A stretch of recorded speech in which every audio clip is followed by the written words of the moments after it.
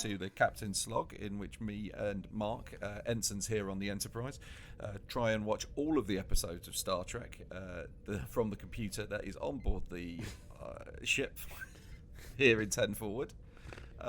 Anyway, Mark, how you been this week? Yeah, been good, man. I'm getting into some real beef with my hairdresser. So every time I go in, right, and I always ask for the same thing. I'm like, give me a trim on the back and sides, and then on the top, just.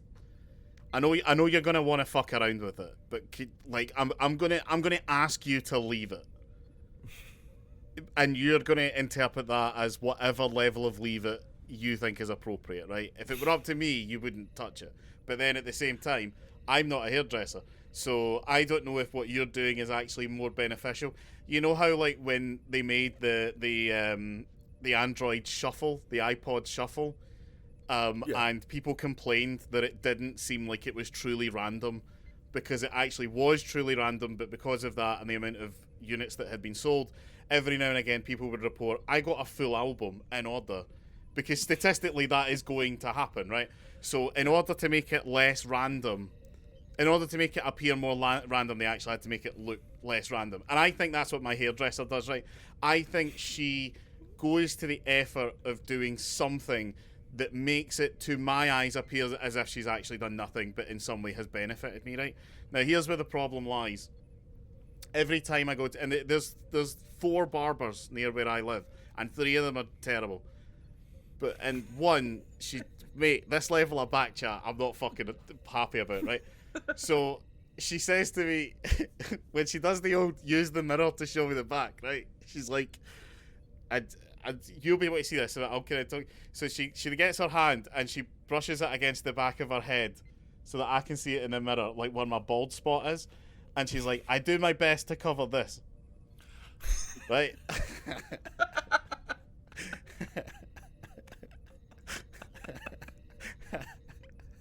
And at no point in any of the times has she done this have I ever given her anything approaching a like, thanks for letting me know that.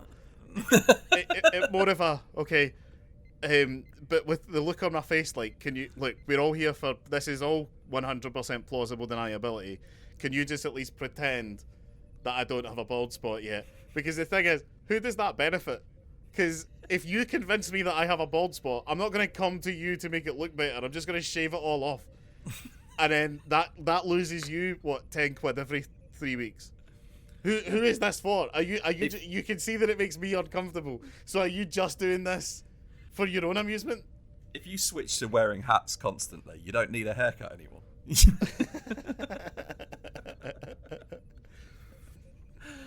Just see, what you should do is be like, no, that wasn't there before. What have you done?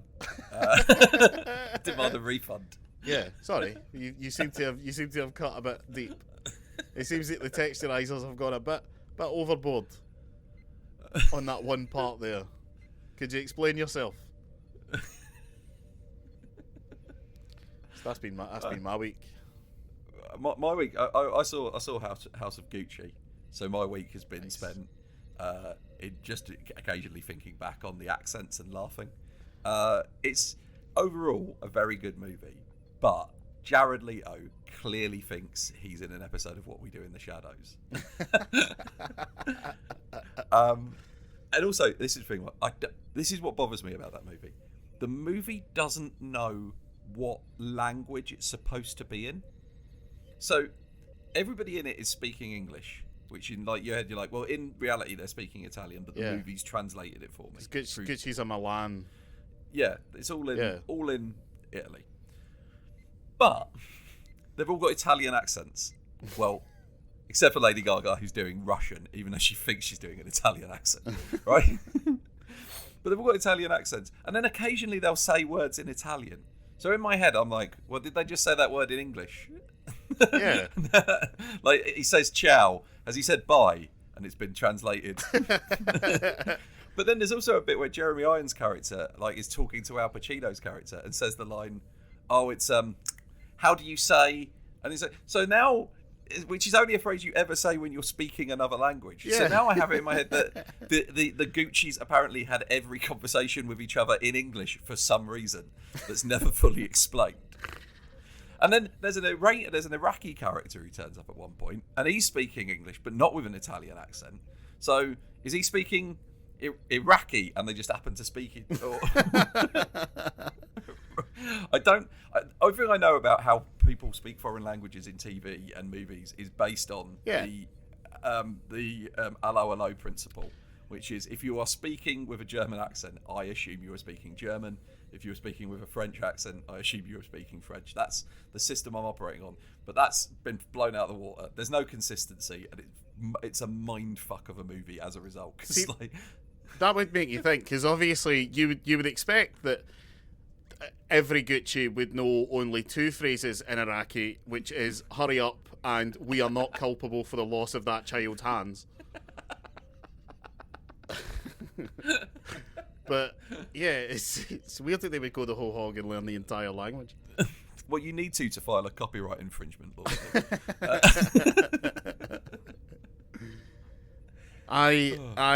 So Ridley Scott hasn't been very happy recently, has he, about all the millennials who didn't go to see his movie about rape disguised as a film about knights or something because we were too busy on our phones. It's now on Disney Plus, and just to annoy him, I'm going to watch it in 2.5 minute segments over the next 3 months on my phone. And every day I'm going to tweet him my feelings about the 2.5 minutes that I just watched. But I'm not going to do like 2.5 minutes to the nearest scene. No, the 2:30 mark every time in the middle of a fucking line. I don't care. I'm turning it off, and then I'm going to let Ridley know what I think, because that's what Ridley Scott thinks the world is. Yeah, what Ridley Scott doesn't think at all is that we all saw the trailer for a movie about medieval knights starring Matt Damon and Ben Affleck and went, no, obviously I'm not going to watch that. Like, at what point, I just want to have been in the casting room. Like Ridley, medieval knights. We love what you're going for here. Have you considered the cast of Dogma?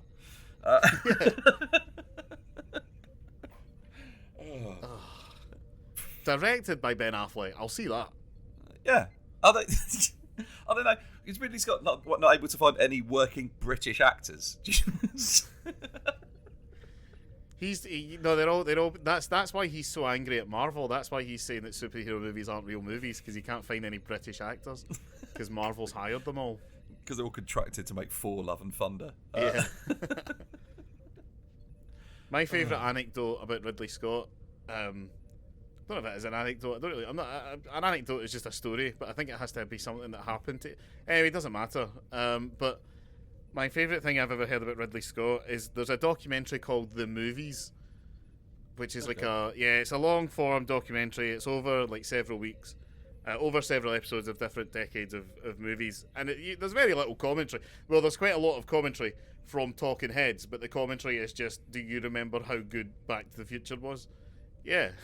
Yeah, I do. Here's Steven Spielberg. Oh, yeah, I made Back to the Future. Yeah, my name's on it. Some people think I directed it, but I didn't. Robert Zemeckis. Yeah, I directed it. Anyway, Back to the Future was good, wasn't it? Well, on to RoboCop. So, there's one where Ridley Scott is talking, and he's like, oh, we had this script for years, man. And it came to my production company, and I was like, this is one of the most feminine movies ever made. What an absolutely wonderful pro-woman message this has. So we went out of our way to find a female director, and we talked to several of them, and eventually in the end I thought, you know what, there's one person who knows how to make this movie in its proper voice, and it's me, Sir Ridley Scott. What film was that? Thelma and Louise.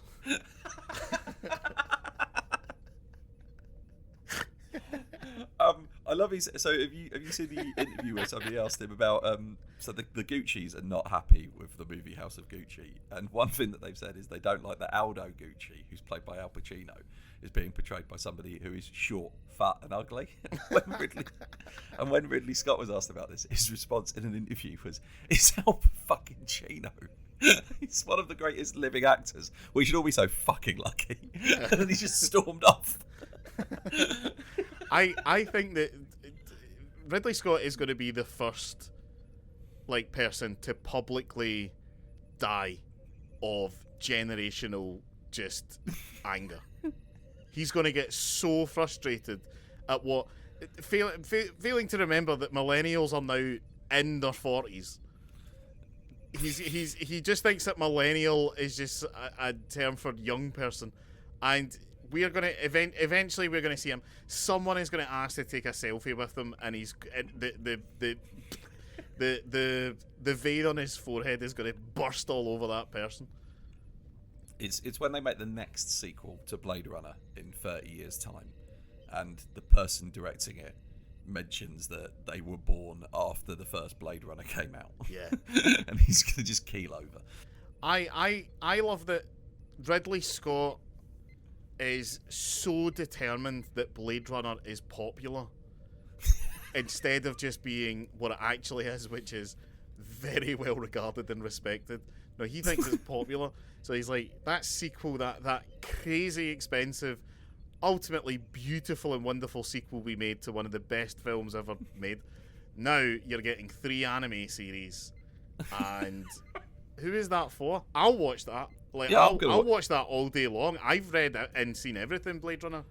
I'm fully up for it. I played Blade Runner, the point and click adventure game. Yeah. That's like one of the best computer games I've ever. I love, but yeah, it's me and no one else. Yeah. I can't stay mad at Ridley Scott because that guy is keeping a franchise alive for my own amusement. I like Blade Runner so much. I was glad that Blade Runner 2049 was a box office flop because I was like, excellent. Just leave it. It will bubble under, become a cult classic, and in 40 years' time, another director will come along and go, everybody liked Blade Runner, didn't they? Yeah. Yeah. I can do it. I legitimately, even though there are several plot threads in 2049 that are never resolved and likely now may not ever be resolved, I came out and I was like, don't ever make another one of those. No, 40 years. 40 years, yeah. Somebody else gets to make one where Ryan Gosling is forced contractually to act in a movie he doesn't want to be in, like Harrison Ford is. Alright. Speaking of things we'd rather not be doing, we watched another season 1 episode of Stargate: The Next Generation, didn't we? Stargate. Season 1 of Stargate is much better than season 1 of Stargate. Yeah. Yeah. And I will say, this functioned like an episode of a TV show in ways that were actually quite enjoyable compared to previous episodes in season 1. Yeah.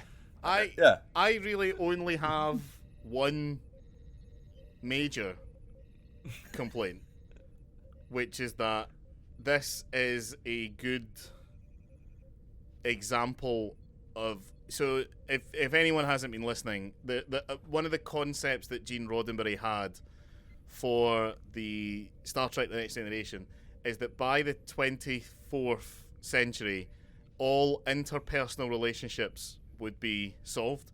No one would have any beef with each other at work. So, no one on the Enterprise is allowed to have any beef with anyone else. Yeah. So, at one point, something happens to Captain Picard that looks very incriminating, and Riker immediately believes that it's definitely not Picard. I think the episode would be more interesting if we'd had a bit more mystery surrounding that aspect. But we'll get into that because shall we flip a coin to see who gets to tell us what the plot is? Rock, paper, scissors. All right, because that's good for an audio medium. Yeah. All right. All right. 1, 2, 3. Scissors. Fuck. Right.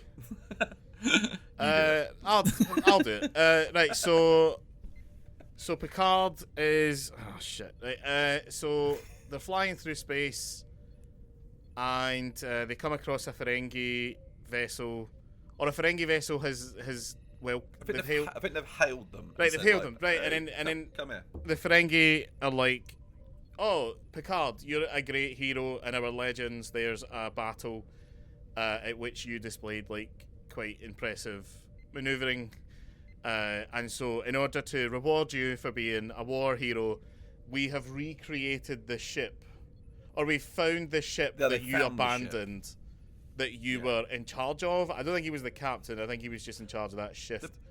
Basically, very passively, aggressively returning litter. Yeah. So they give them back the ship, and in the meantime, Picard has been suffering debilitating headaches. And we're going to talk about the headaches because I have so many issues with the headaches in this episode. We'll get onto the headaches, but this is considered to be archaic. In the future, there are no headaches. They just don't exist anymore, much like interpersonal relationships. And so, or the Me Too movement, given that Geordie is still cutting about. And so, it turns out, guess what? These two things are related.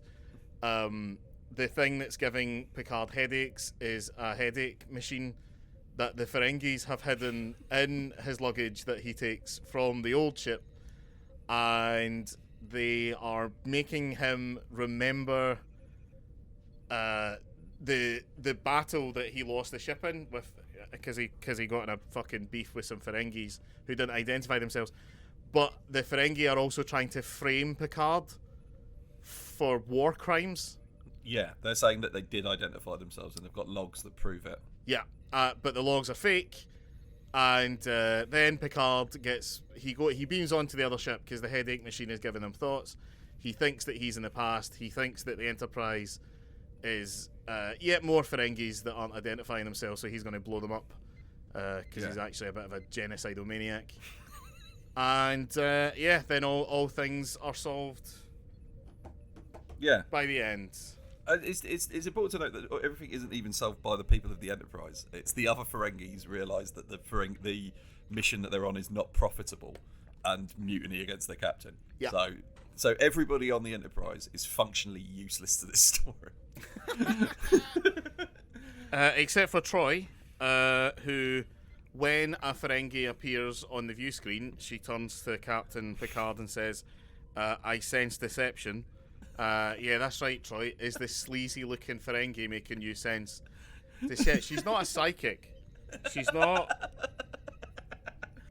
Do you know what it is? Do you know what they are? Right, Beta Zeds are just an entire race of the 12-year-old kids who think that they have magic powers, and the Federation's guideline says that they have to play along, basically.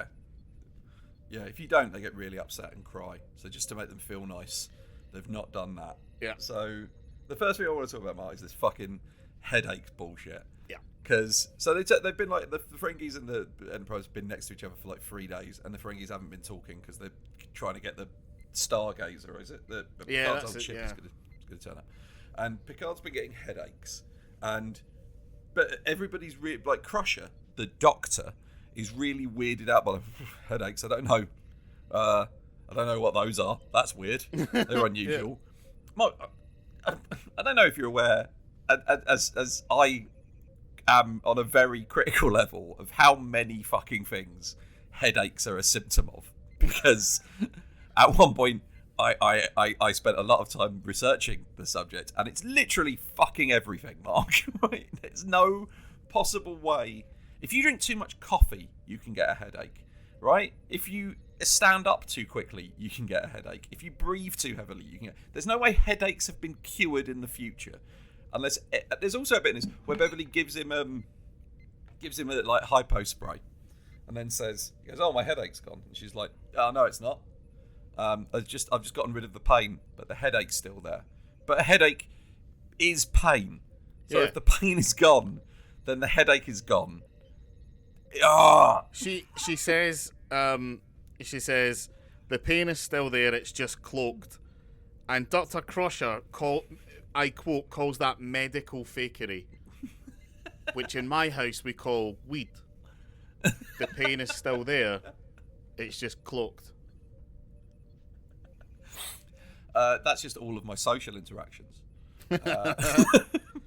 Yeah, because the explainer that Crusher gives, and again, we don't want to shit on the untouchable science of Star Trek, is that she says, we've mapped the brain, therefore we know what headaches are. But from what I understand, not all headaches come from the brain. No. Like, I mean, like on a philosophical level, all pain is in the brain. But that's not what we're here to fucking discuss, Beverly. All right, I want to know what's wrong with this guy's head. Because you don't have any pain receptors in your brain. You can't feel when your brain hurts. If I'm living in the world of Star Trek, right? Yeah. And like I trip over and I hit my head on the ground, right? And then I get back up and like I fractured my skull. Does that just not hurt? It's like, oh my God, I'd be in quite a lot of pain. But fortunately, we've mapped the brain, so now. Yeah, and I guess there's also that thing of you like, because obviously they have like the machines that can just read you the tricorders and just tell you immediately what's wrong. But they obviously had to invent that first before they invented the cure-all painkiller.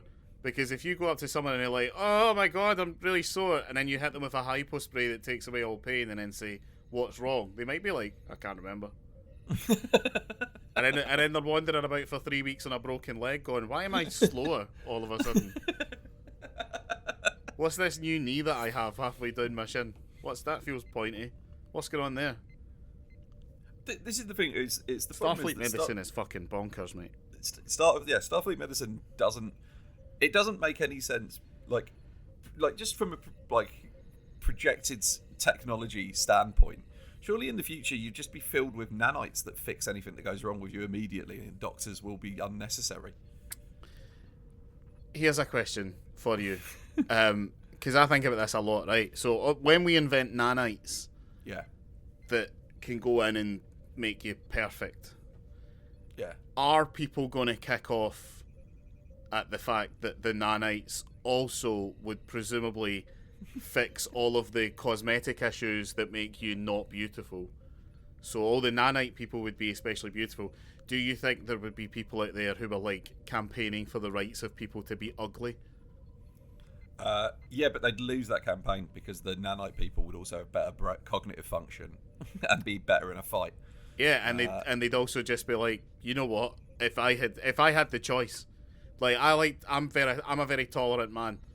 But if someone gave me a button that just immediately erased all uggos from the planet, without even killing them, they just stop being ugly. No, it kills them. But I'm not going to press a Holocaust button that doesn't do anything. So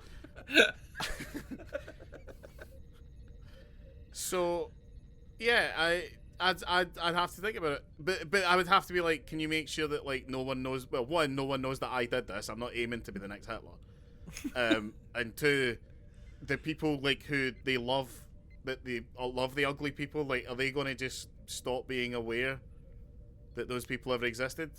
And what then? What then about the people that could just lose? That could maybe they just need to lose 25 pounds, like me. Like, do you know what? I'm actually really turning around on this. If given the chance to kill all the ugly people on Earth, Eddie, I guess what? Would not do it. Give me a medal. I would have to go put my picture on Hot or Not and see what happened before I made a call. But this is the thing, I've always assumed that in Star Trek everybody's TV pretty because it's TV. Yeah. But maybe there was an ugliness genocide at some point. Yeah. It's just not mentioned. Like the way the Klingons, right, change between classic Trek and new Star Trek because apparently they decided to like alter their DNA to make them look harder. Yeah. And they don't like to talk about it. But maybe the human race did that. And it's like we just made ourselves all look gorgeous. Don't tell the aliens about it. Just tell them we always look like this. I think that's what World War III was. Someone just decided to kill all the ugly people. But the thing is, we know that the numbers, like only something like 600 million people died. But the problem with that is ugliness is obviously subjective. Yeah. And once you get to a certain level, like it's if you kill enough ugly people, eventually you are going to be the ugliest person. And who was the person who at the 600 millionth mark number one was like, right, you know what? I am the one who is acceptable enough to be alive. This is the new baseline. So long as you're no uglier than me, you get to live. Everybody who was rated, who was a 5 or higher before you started, gets to live. Yeah, because that's the problem with averages, is the new 5. 7 would be the new 5. Oh, and a bit like video games reviews. Yeah, and it's just, we'd never finish that genocide. So what would the point in starting it?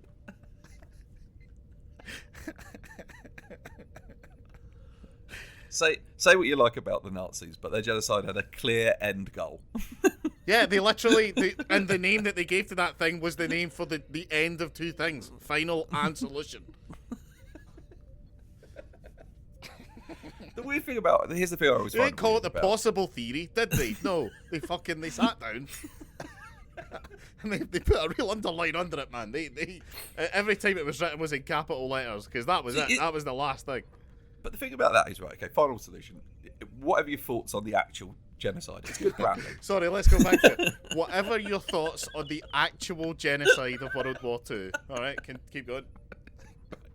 You got to admit that final solution is good branding, but it's also branding that was only ever being used in like documents that high-level Nazis were going to see. It's like how, you know, when in like you're in the Batcave and like Batman's looking at a computer screen, yeah, and like it's got a tracking thing on it, and the tracking thing is the Bat logo. Yeah, it's like, it doesn't need to be a Bat logo. That could just be a dot. You're literally the only person who's ever going to see this, Bruce. Just admit you like bats, right?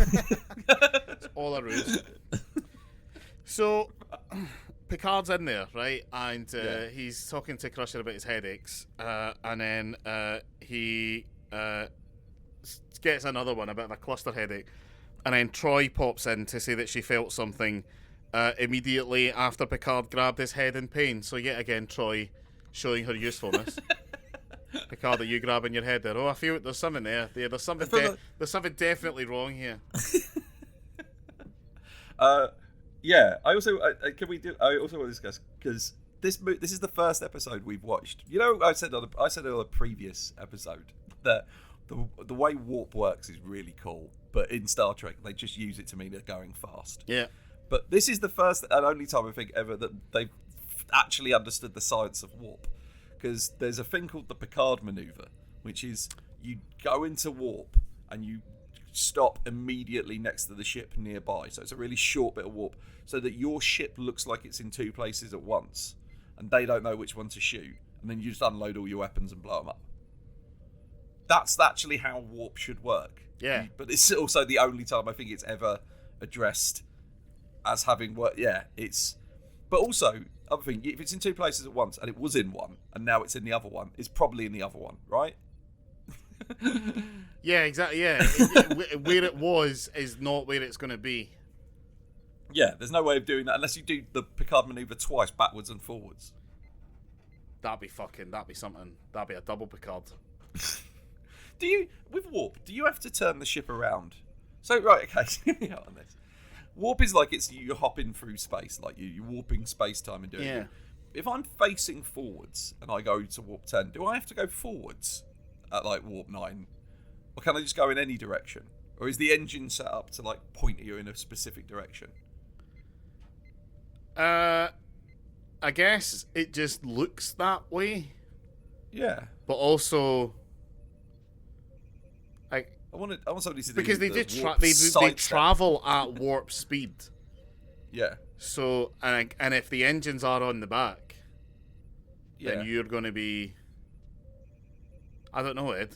Yeah, I don't know. If anybody listening to this understands the physics of the made-up warp engine, please let us know. Yeah, please do. There's nothing I love discussing more than a thing I know sort of something about. So, so we actually get quite a lot of quite a lot of science stuff in this, and my favourite bit is when I can't remember actually what it is, but Commander Riker is talking to Data and Geordi after, like, quite far into the episode, and Geordi says, Riker says to Data, "You have something on the scans. What is it?" And Data, almost in like a Leslie Nielsen style way, is like, well, it's a thing that scans. So, but he sort of goes into like, well, we've been looking at the B wave and the Y wave and this wave and this wave and blah blah blah, and Riker's like, Data, fuck, bottom line. And I'm not really on board with that, because I think that the crew is constantly acting like Data needs to learn to communicate with them. But they don't seem to be bothered about learning how to communicate with Data. Yeah. Like, there are obviously ways to ask him questions to get the thing that you want, because he eventually will figure that out. So why not just fucking learn how to speak to him, Riker, you dick? Don't ever go with Data because you don't know to say to Data, Data, at your best estimate, what is that item that you have scanned? Yeah. Yeah, Data, if you had to, like, put all those things together, what is the conclusion that you have reached? And explain to me like I'm 12. Give me that. Because does Riker just like, because later on there's like a bit about tractor beam inertia. Yeah. Where Picard is like, well, if we pulled something with a tractor beam and turned the tractor beam off, it'll just move at the same speed that it was before, because that's tractor beam inertia will. And Riker's like, yeah, no, I get it. And I was like, do you think did Riker just sleep through the lecture on tractor beam inertia, but then ask the lecturer, bottom line, prof? They do mention that it's like, did you, like, I think he says, oh, did you skip that course at the academy, Will, or something like that? And it goes, but how is it a course at the academy when what it works out as is if you pull a thing right and then you stop pulling it, it'll keep going because it's in space. Yeah. that's apparently an 8-week course at the academy. You put that one down if you need to fill out all your credits. It's the one that the football team from Starfleet Academy all put down. That and they're all taking Swahili. So the headaches. Let's get into the cause of the headaches, because we'll just jump all over the place. Because if you haven't seen the episode, I don't think us fucking spoiling it is gonna really bother you, is it? Oh, one thing I want to mention about the Ferengi before we get on is at one point Riker tries to talk to one of the Ferengis, and the Ferengi says, "I'm all ears," and that's the I want to put in that it was the first well executed, genuine, full joke in Star Trek: The Next Generation. But yeah, he's got like an orb. At first you don't know where the headaches are coming from, and then the Ferengi's got like an orb that he like pulses, and it causes Picard to have headaches and hallucinate about the past. Mm-hmm. And then it gets worse because I need to discuss that Picard fell for something. So right, Mark, these people turned up with an empty vessel, right, as a gift for Picard. Yep. He went on board that vessel, took his chest of possessions back with him, and then put it in his room. Yep. Right? He has literally fallen for the Trojan horse gambit. A military strategy that the human race has known about for literally the entire time that the human race has known about things.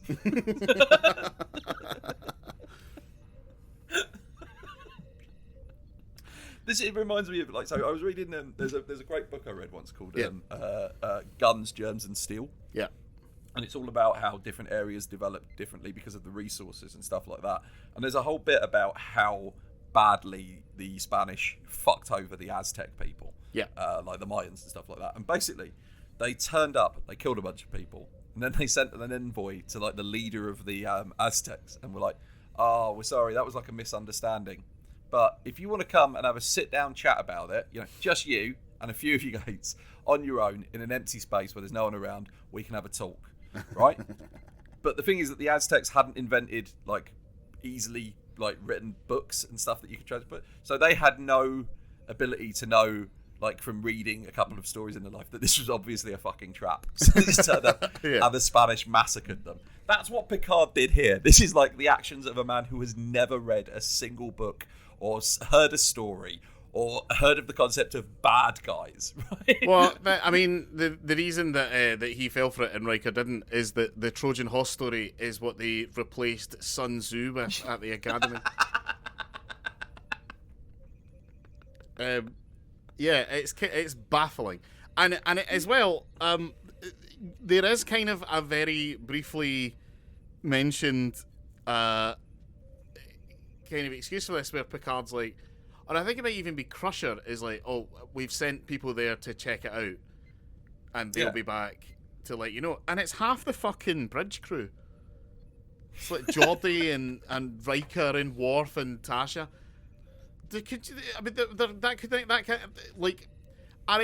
If I was to gift an empty spacecraft to someone that I want to kill, the least I'm going to do is fill it with gas.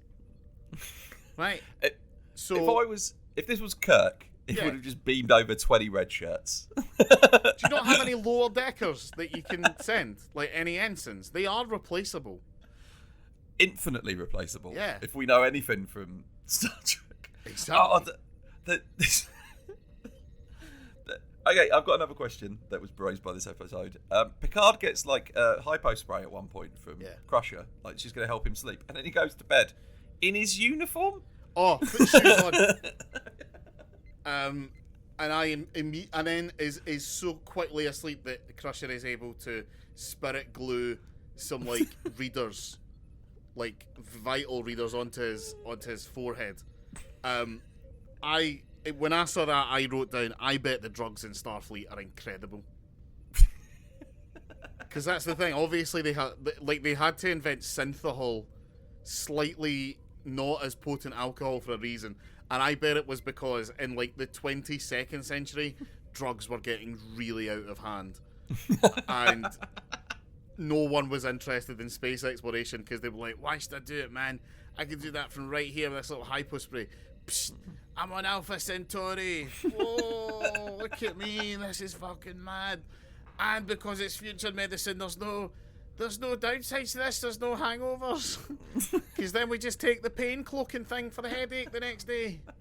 And then I'm going to go into the room in my house that I keep specifically for holographic wanks. When she said that the brain had been mapped, that wasn't actually done by a scientist. Somebody in the year like 2038 just takes hyperacid and gets a fucking whiteboard, and by the end of it it's like, that's the brain, and it just turned out they were right. Infinite monkey theorem. So this machine, this fucking headache machine, or as we call it in my house, a wife. lads. So the Ferengi headache machine. My favourite thing in the whole show, because I vaguely remember having seen this episode before. Yeah. And I remember that the thing has been included. It's in Picard's trunk. So Picard, after the rest of the bridge staff, the very important staff members on the Enterprise are like, this obvious trap is safe for you to come aboard. He then is like, oh, well, isn't this wonderful? That's where Vigo used to sit. And I'm going to go to my quarters and go and get some of my stuff. So he sits down in his quarters, and he has like a lock box, like a sort of big, long trunk. And he's going through it, and he's like, oh, good, there's my books. Yep, Les Miserables. Yep, Three Musketeers, still got them. Fantastic. Oh, good, here's some spare clothes. Those will come in handy. I might have put in a little bit of weight, but hey, maybe somebody will be able to alter them. Oh, good, here's my giant headache orb. Which he doesn't seem to notice, which I think raises two possibilities. Either the giant headache machine is basically invisible to the person who is being affected by the headache machine, so therefore they are unable to perceive it. Or he already had that. And the Ferengi are just exploiting that fact. By the way, Mark, as well, that the headache machine does finally give us an answer to what is Worf's job. Because it's established later on in the episode, they're talking about like, oh, when we moved the captain's stuff over, did you bring like anything over Worf for his like room? And Worf's like, yeah, I carried over a fairly heavy chest. Yeah, that's it. That's Worf's job, is to carry things back and forth. So There's also only one of 2 bridge officers who are people of colour. Just throwing that out there. Yeah. I agree. Carry that, Worf. Picard has to stop himself from calling him boy. Yeah, Data doesn't count just because he looks like a different race. That's whiteface. Something I noticed in this episode, because I think it's been bothering me for most of this, and I've not clocked it. Like, you know, when something's bubbling under the surface, it's weird, and you can't work out what it is.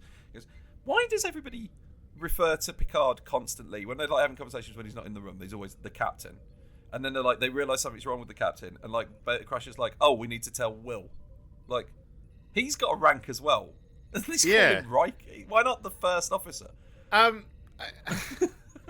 guess because the first officer is the chief of staff, so he is the personnel boss more than Picard does. The personnel does what Picard wants. Yeah. But Riker is the one. So ultimately, a first officer kind of has to be a bit more approachable and friendly. It's like in the West Wing that you get the president, and then there's just Leo. Yeah, exactly. Yeah, it does. Yeah, okay. That's okay. In which case, that's a fine explanation. I'm fully on board with it. At one point, though, Dr. Crusher calls Riker number 1.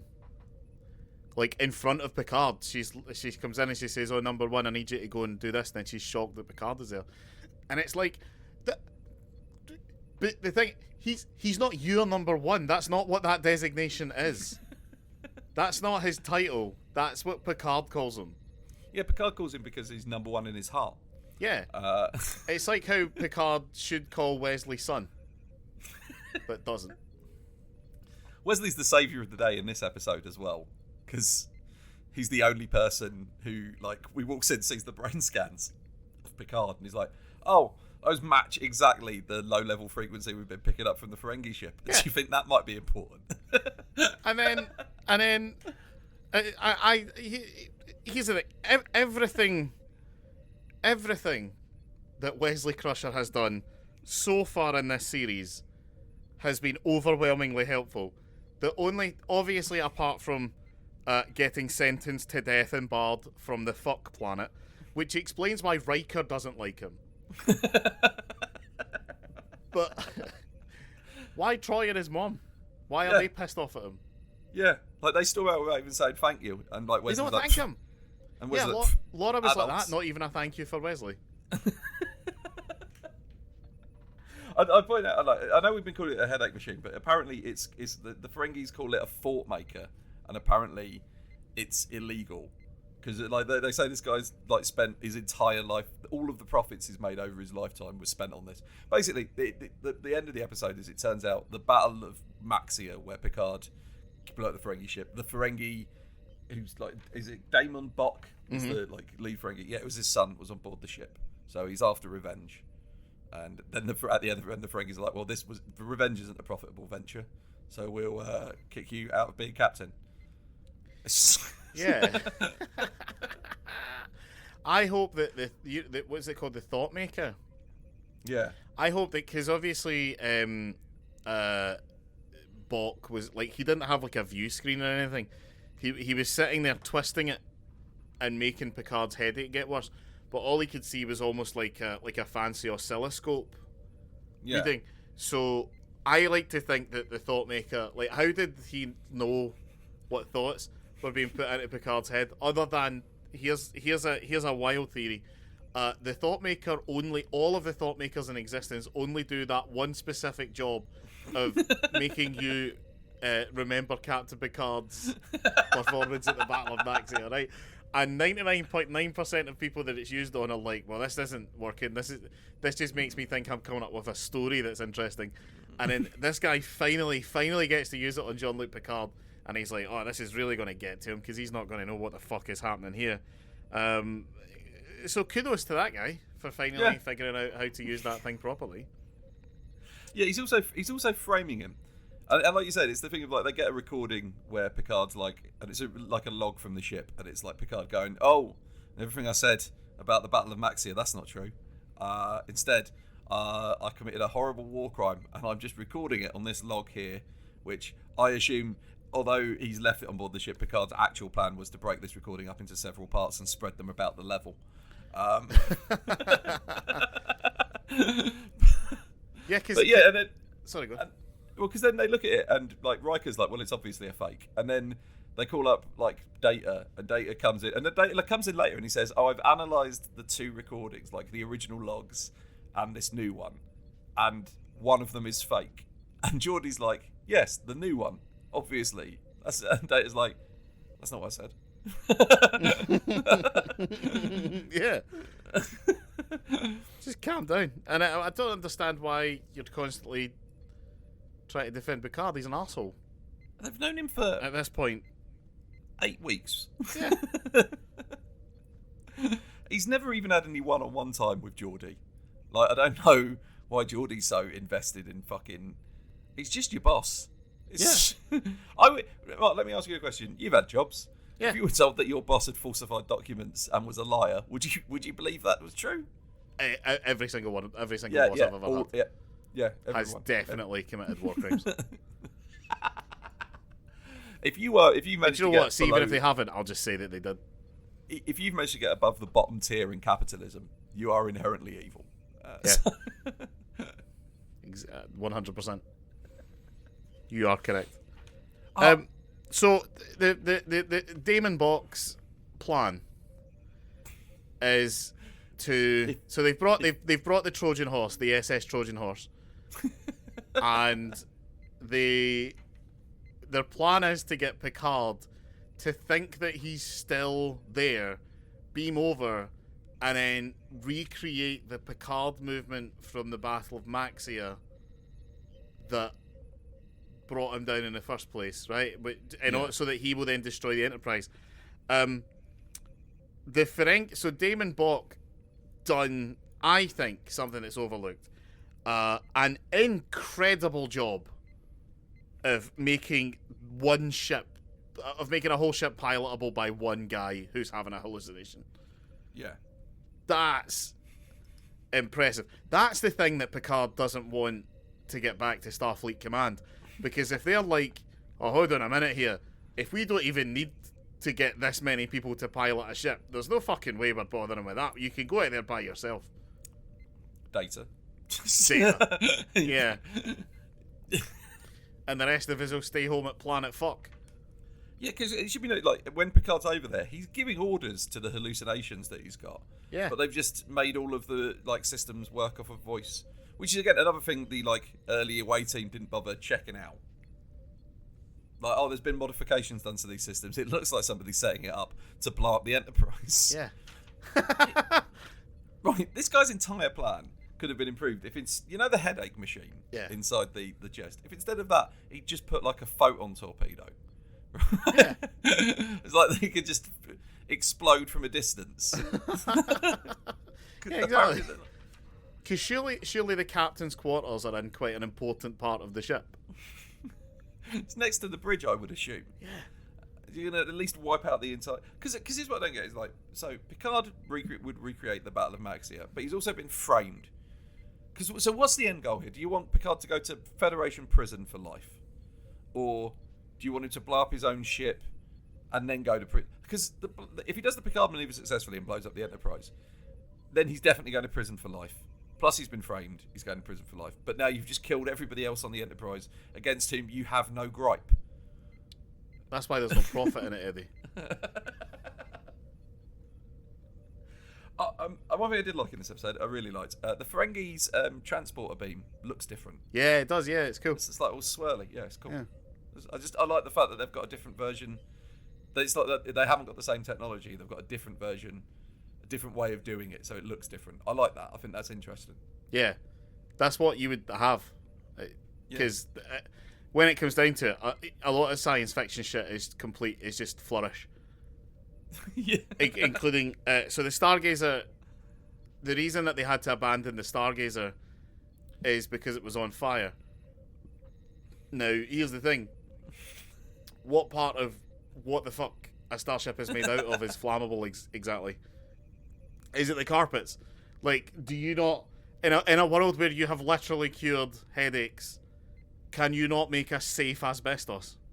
Do you want to know the worst thing about that, Mark? Do you know what's really, really good at putting out fires? Space. Yeah, space, yeah. Just get everybody in one room, open all the doors except for that one, then close them all again. I don't know if you've ever played FTL, but this is how you deal with fires in FTL. You literally right, everybody report to this room. That's the only room that's not on fire. I'm going to open all of the airlocks. That's how they sorted the fire on the real Trojan horse. Oh, I've got to say though, I did enjoy this episode overall. Like it wasn't like a good.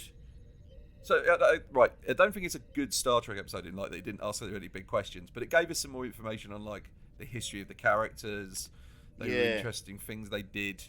Like it's a nice little one of those ones where it's like when Picard gets turned into a Borg. Like spoilers for anybody who just isn't aware of like what was possibly one of the biggest events in television of the 90s. Yeah.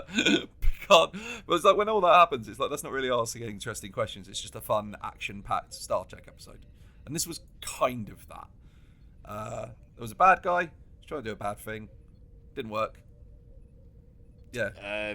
Starfleet prevailed by playing by the book. Yeah, well, they just told Picard. They talked Picard out of listening to There was a point in this where he tells people he's hearing voices in his head, and at that point, even then, like the circumstances under which the Doctor can relieve the Captain of Command need to be fucking tightened up in Starfleet. Like, I hope it like crushes sending a report back to Starfleet going, this is the 4th week where if I would have been allowed to remove the Captain from Command, people wouldn't have died. Yep. Well, that was fun. What's next? I don't know I might have noted it down. The next episode, Mark. I've not looked at the synopsis, but it's called Hide and Q. Oh, great! I'm in. Yeah, I'm on board. Yeah. Q episodes are always good. Yeah. So that'll be fun. Yeah. The thing about this is it's one of those weird Star Trek episodes where there's not actually that much to talk about in it. It's just a fun, functional. Nothing weird or mental happens. It's just we just got a headache machine. Yeah, which is pretty exciting. And the fact that apparently they don't have headaches in the future. Yeah. Which I'm gonna as we work our way through all of Star Trek, I am gonna bring up every single time a character has a fucking headache from now on. Let's crush it to fix us. Yeah, because I'm pretty certain it happens to Cisco in Deep Space Nine about 17 times. Usually when he's been communicated with by those space aliens that live in the wormhole. Yeah. Deep Space Nine's weird, but can't wait. Yeah. All right. Hope you liked it. Bye. Bye.